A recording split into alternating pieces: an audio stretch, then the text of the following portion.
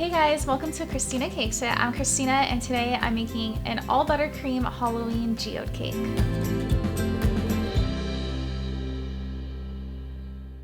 So today is actually September 1st, and so what that means to me is that it's basically fall, which means that I need to be thinking about my Halloween cakes. And for me, I actually don't really care for anything scary or anything like that. So for this episode, I decided to do a Halloween candy themed cake. And what I ended up coming up with is I actually want to do a geode cake using different types of Halloween candy. And I also learned a new technique for buttercream marble. So if you guys remember, I actually did do a all buttercream marble geode cake and it was beautiful and I loved it. But I did learn a new technique and I want to share it with you guys because it's actually a little bit easier and less time consuming. So in front of me I have a 4-layer 8-inch cake and it has been crumb coated, and I'm not worried that this looks a little bit messy because I'm just going to cover this with all my marble anyway. So let's go ahead and get started with that. So to do this, I have 3 different shades of frosting. So I have my bright white and then 2 different shades of gray. And I'm going to gently fold these into each other, and I'm not going to mix it all the way. That's the key.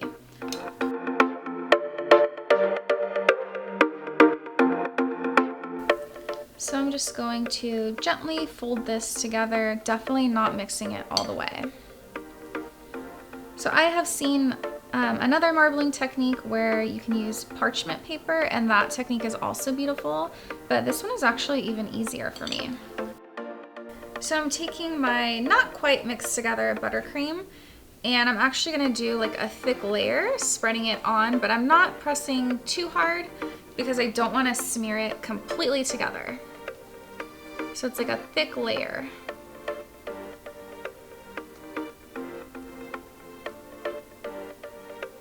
I should probably also mention that this cake has been chilled, so this was in the fridge for quite a while.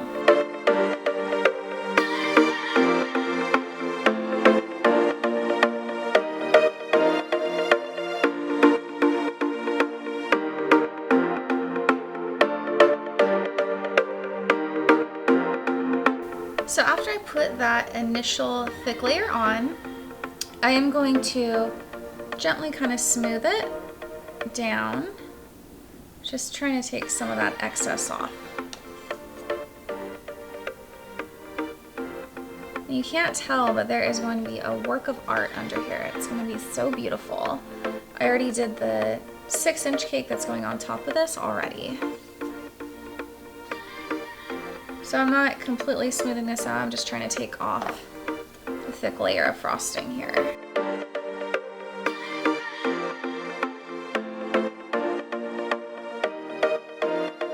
So the next part is key. This needs to go into the freezer for about 10 to 15 minutes. So fast forward, the cake has been in the freezer for 15 minutes, and what I'm doing is I'm taking a metal scraper that I heated up on the stove, like I literally put it over the flame, and this is really hot, and I'm basically going to shave away like the top layer of this, and it's going to reveal some beautiful marble. So just carefully against the side.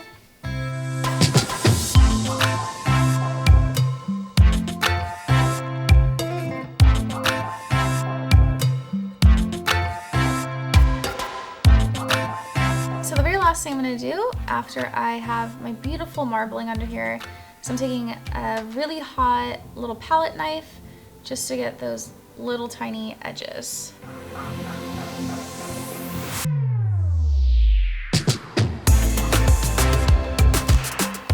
So now that I'm happy with the marbling, I am going to go ahead and put this back into the fridge for about half an hour or so because I want this cake cold before I stack and carve it.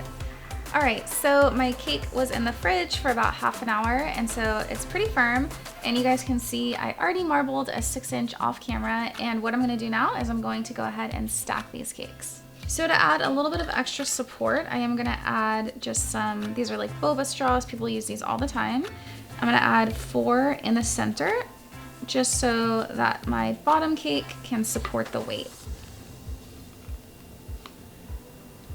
So I just put these all the way to the bottom and then cut.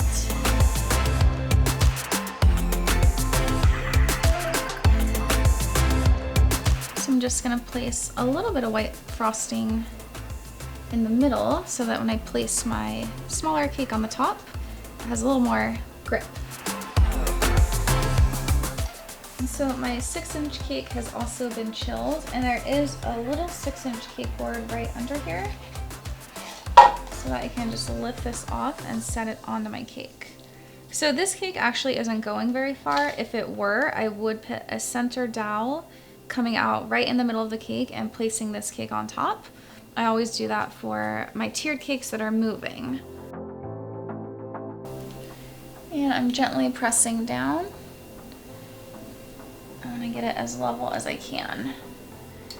So I can see some of my cake board here. So I'm actually going to add a little bit of frosting just to cover that up and clean up these edges. So I'm just using a little bit of extra buttercream to cover up this cake board here.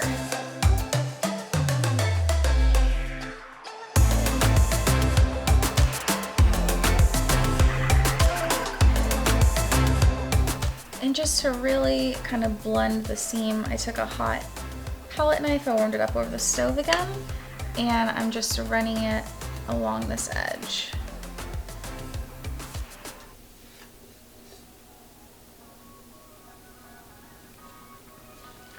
A lot of this is going to get cut away for my geode anyway, so I'm not even that worried about it.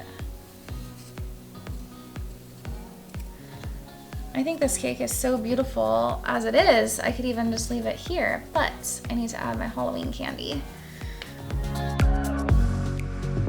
So now what I'm going to do is find the front of my cake.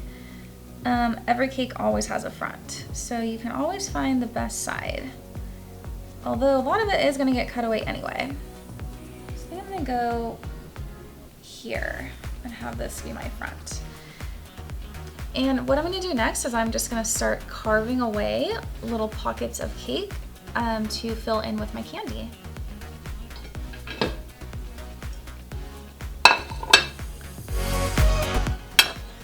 So I'm really just making like little crevices in the cake, and that's why I do want it cold.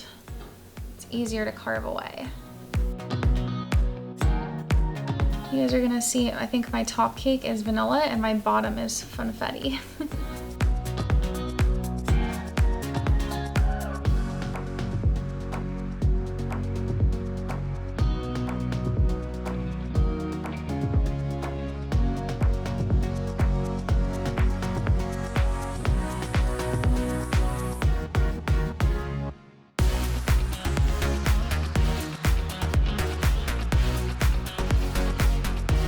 So after I've carved away some little like nooks in my cake, I am going to fill them in with some frosting, and then I'm going to put all my Halloween candy in there. So I have all my favorites here.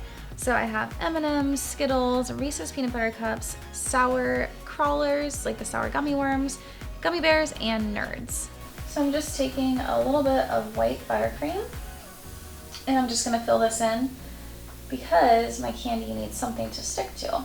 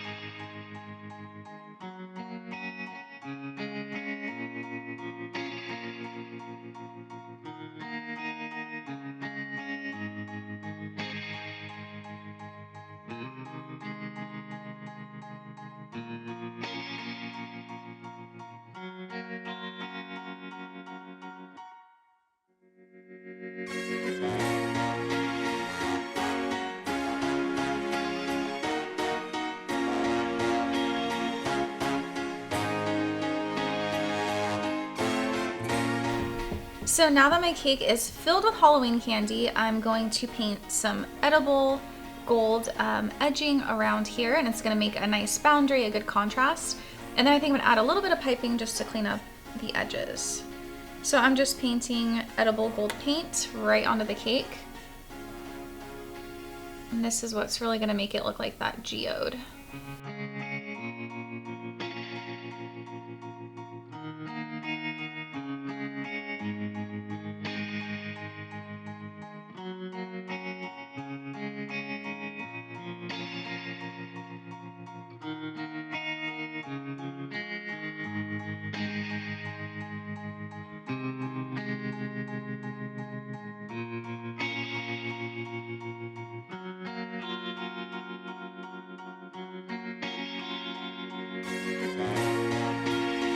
So now that I'm done with my gold edges, the last thing to do is just pipe a little border just to make this look a little bit cleaner.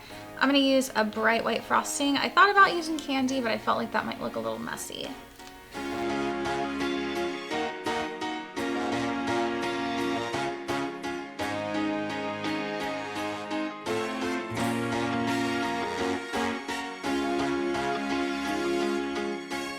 Okay, so my Halloween candy geode cake is done, and I really like how it turned out. I thought it was a creative way to do a Halloween episode, and I hope that you guys enjoyed this episode. If you did, don't forget to like it and subscribe to my channel.